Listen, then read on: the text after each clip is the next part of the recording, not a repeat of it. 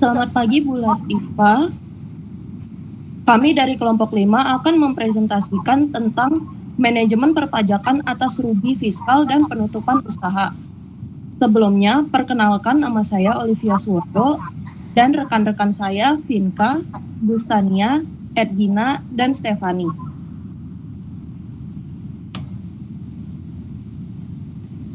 Kerugian fiskal adalah kerugian yang muncul setelah perusahaan melakukan penyesuaian fiskal terhadap laba rugi komersial. Kerugian ini dapat dikompensasi atau digunakan untuk mengurangi laba fiskal pada tahun-tahun berikutnya, selama jangka waktu maksimal 5 tahun berturut-turut. Revaluasi aktiva tetap dilakukan ketika terdapat perbedaan yang signifikan antara nilai buku aset dengan nilai pasar wajar. Revaluasi bermanfaat karena membuat laporan keuangan menunjukkan nilai aset yang lebih sesuai dengan kondisi sebenarnya, meningkatkan struktur modal perusahaan, serta menghasilkan perhitungan biaya dan pendapatan yang wajar. Selisih kenaikan nilai dan evaluasi dikenakan pajak penghasilan final sebesar 10%. Tarif PPh revaluasi dan contoh kasus. Tarif PPh revaluasi yaitu selisih lebih antara nilai revaluasi dan nilai buku fiskal merupakan objek PPh final 10% sesuai dengan pasal 4M UU PPh dan PMK 79 tahun 2008.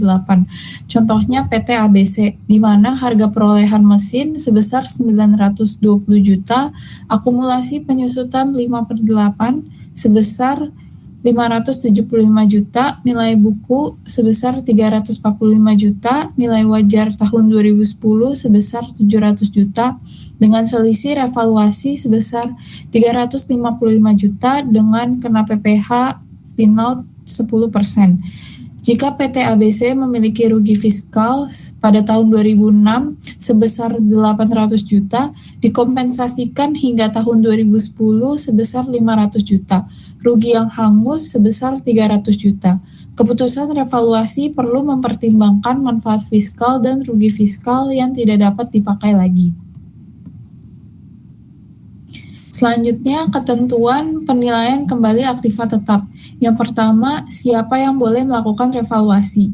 Wajib pajak badan dalam negeri atau BUT telah memenuhi seluruh kewajiban perpajakan sebelum revaluasi, kecuali perusahaan yang menggunakan pembukuan USD dan bahasa Inggris. Yang kedua, aset yang dapat direvaluasi, di mana seluruh aset aktiva tetap berwujud termasuk tanah atau HM atau HGB. Yang kedua, aktiva tetap berwujud selain tanah yang berada di Indonesia dan digunakan untuk memperoleh, menagih, serta memelihara penghasilan. Yang ketiga, tujuan revaluasi, di mana menyesuaikan nilai aset agar mencerminkan nilai wajar dan menghasilkan posisi keuangan yang lebih akurat dengan konsekuensi PPh final atas selisih revaluasi. Kemudian ada pengukuran aktiva tetap dengan menggunakan PSAK 16 IFRS, di mana yang pertama yaitu model biaya aset dicatat sebesar biaya perolehan dikurangi akumulasi penyusutan dan rugi penurunan nilai. Yang kedua, model revaluasi, di mana aset dicatat sebesar nilai wajar pada tanggal revaluasi dikurangi akumulasi penyusutan dan rugi penurunan nilai setelah revaluasi.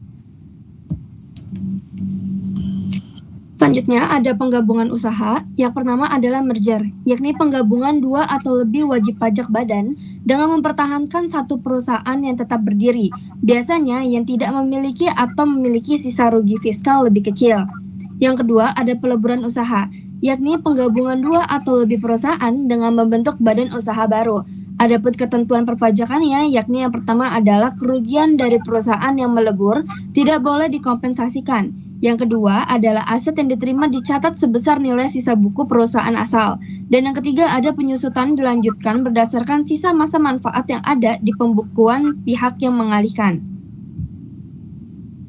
Selanjutnya ada menunda biaya penyusutan, yakni hanya diperbolehkan untuk wajib pajak yang bergerak di bidang kehutanan, perkebunan tanaman keras, dan peternakan. di mana aset tersebut merupakan komoditas pokok usaha. Adapun ketentuannya, yakni yang pertama adalah penyusutan dilakukan dalam bagian yang sama besar sesuai masa manfaat. Yang kedua adalah biaya yang dapat disusutkan meliputi pembelian bibit serta biaya membesarkan dan memelihara bibit, tidak termasuk biaya tenaga kerja. Dan yang ketiga ada penyusutan baru dimulai pada bulan produksi komersial, yaitu saat penjualan pertama dilakukan. Adapun selanjutnya yakni penutupan usaha dalam perpajakan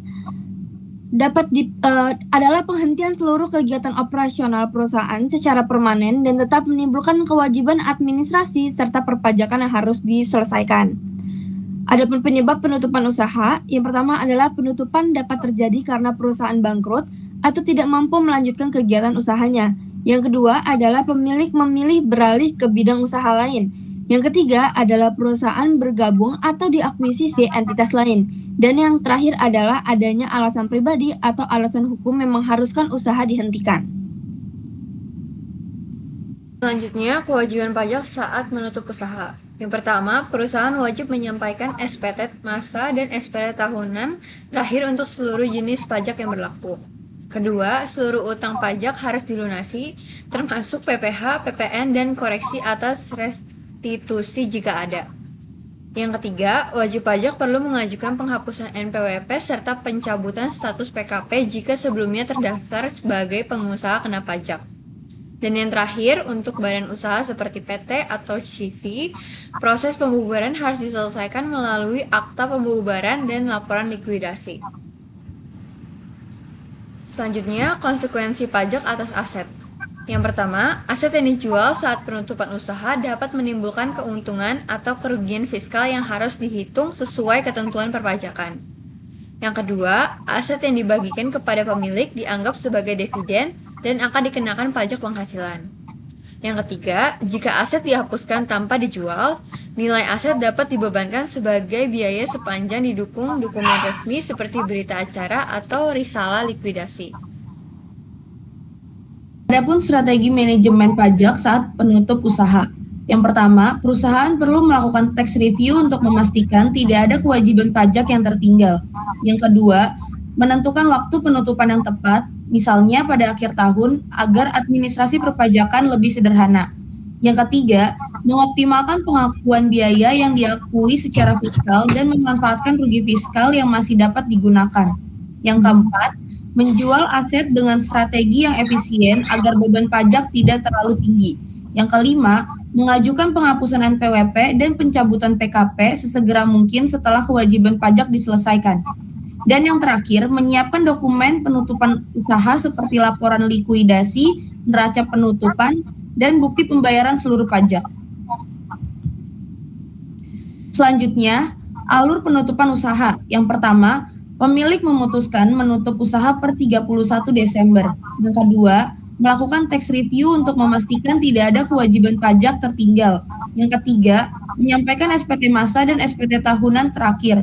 Yang keempat, melunasi seluruh pajak berutang. Yang kelima, menjual aset dengan strategi pajak yang optimal. Yang keenam, membuat laporan likuidasi dan neraca penutupan. Yang ketujuh, mengajukan penghapusan NPWP dan pencabutan PKP ke DJP. Dan yang terakhir, menunggu pemeriksaan atau penelitian DJP hingga status WP dinonaktifkan. Sekian presentasi dari kelompok 5. Mohon maaf jika ada kesalahan. Terima kasih.